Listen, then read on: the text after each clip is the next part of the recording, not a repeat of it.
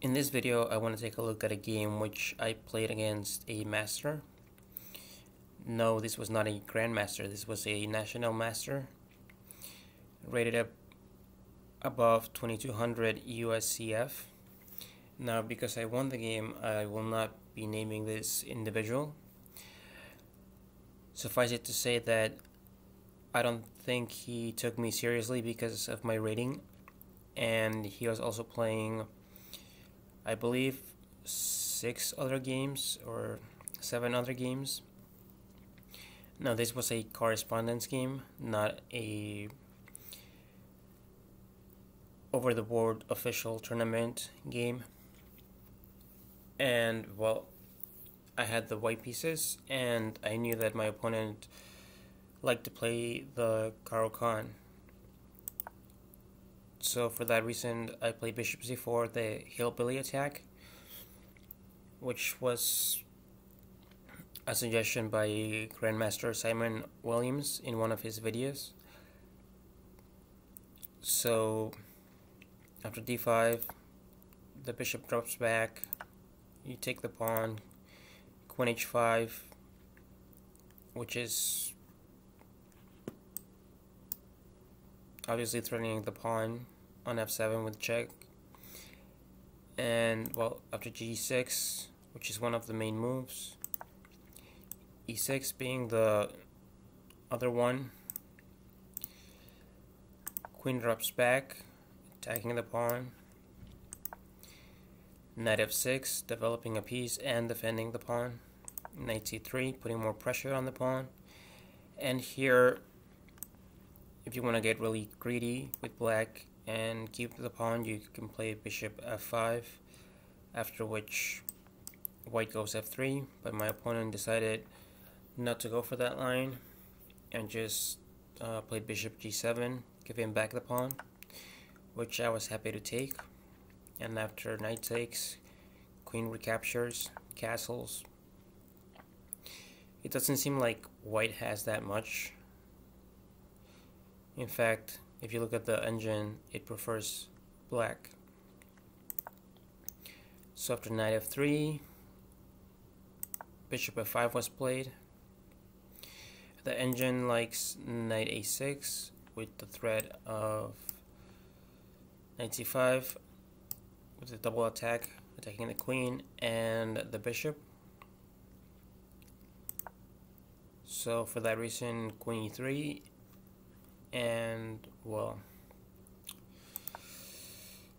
my opponent instead decided to go for this line, bishop f5, and I go queen h4, which is pretty straightforward. The idea is you want to play d4 and bishop h6 so you can trade this dark squared bishop and maybe at some point play knight g5, threatening checkmate. So after knight d7, again I continue with my plan of d4. Now, also d4 is stopping knight c5, which would win this bishop. And after d4, my opponent played a very good move, e5, which does a couple of different things. One is it invites the trade of queens, which is good when you're being attacked. Number 2 is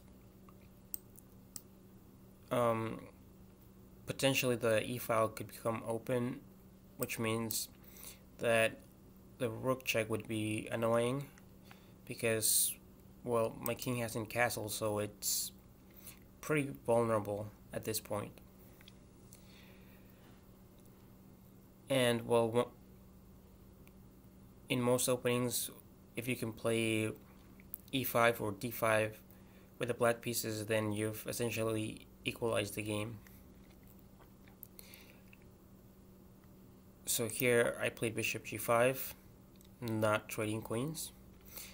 And here my opponent played another really good move, queen e5 check, which means I have to go back with the bishop. playing c3 doesn't work because you just take it and, well, you can't recapture it because of the pin. Not to mention the fact that after the recapture, rook e8 is a serious threat. So I need to go back with the bishop so I can gain a tempo so that my king can castle. Here my opponent played queen c7. Another alternative was queen b6. Again, putting pressure on the d4 pawn. So after takes, this is a computer line, rook e8, castles queenside, which is very double-edged. Knight takes e5, knight takes, rook takes. And, well, this position is apparently equal, but as Grandmaster Yasser Seirawan likes to say, some positions are more equal than others, and this one is dynamically equal, so anything can happen. But queen c7 is a very good move, as you would expect. And, well, finally I castle, and after takes, knight takes, queen e5. Now, I'm not sure I like this move because it's neglecting the development of the rook, but it's a nice centralizing move for the queen. Now here the engines really like bishop c3, and after looking at it with an engine, well, I tend to agree.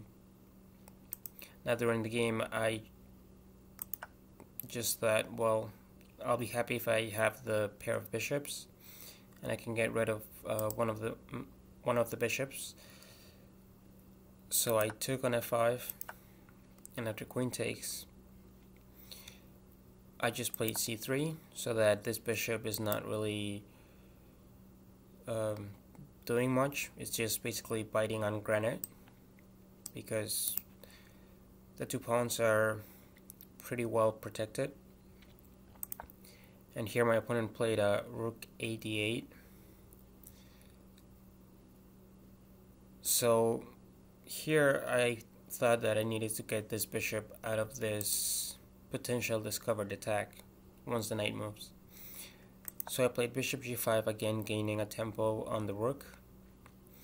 And, well, here my opponent played rook e8, which I think is a mistake.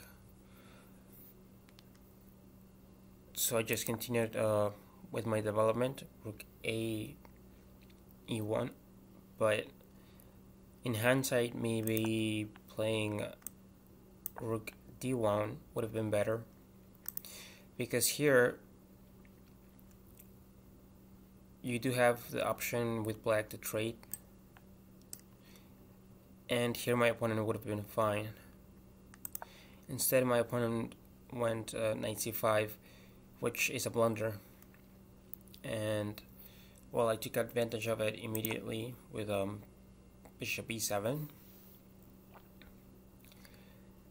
and now I'm just gonna win an exchange, which if it played rook takes e1, rook takes, and knight c5, you can't do that anymore. And if you look at the computer, well, it's saying the position is equal. So after knight c5, I go bishop e7, and, well, after knight takes, I realize, well, I don't have to take the rook because the rook's not going anywhere. It can't go anywhere. So I just take the knight.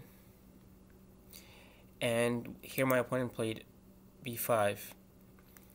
Better, according to the computer, was queen c2 because, well, you can protect one of the pawns with, say, rook b1 or queen b4.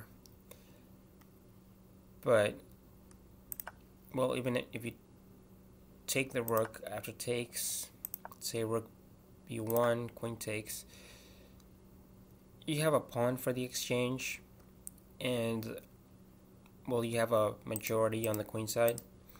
So if you can get the pawns rolling, potentially you have a passed a pawn, and this bishop would support the coronation square, so that would be something to play for. Now I guess my opponent wanted to do that, except by playing b5 immediately, he allows for other ideas. So after I take, rook takes, queen e4. Now my queen is centralized, and well, it's not so clear what you do with the black pieces anymore because there's no queen c2. And any other move like queen c8, it just looks too passive, I think.